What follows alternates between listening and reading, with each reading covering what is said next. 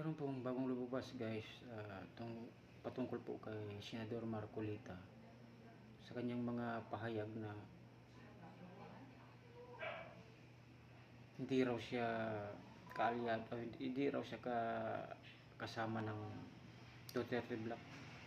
Adapted lang daw siya ng PDP Laban. Parang nakadismaya, parang pangit. Ano ka ba, Marcolita? Budol ka ba? Naging ganyan yung tono mo, parang may iba.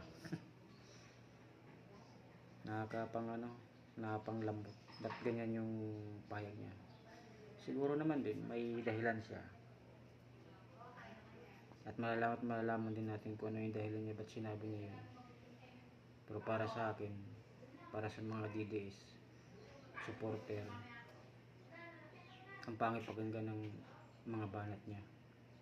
Meron pong bagong lumabas guys, patungkol po kay Senador Marcolita sa kanyang mga pahayag na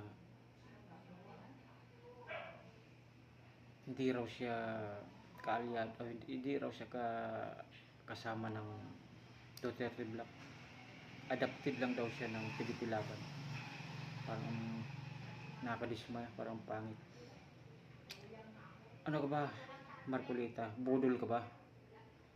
Naging ganyan yung tono mo, parang may iba. Nakapanglambot. Ba't ganyan yung pahayag niya? Siguro naman din may dahilan siya, at malalaman din natin kung ano yung dahilan niya, ba't sinabi niya yun. Pero para sa akin, para sa mga DDS supporter, ang pangit pakinggan ng mga banat niya.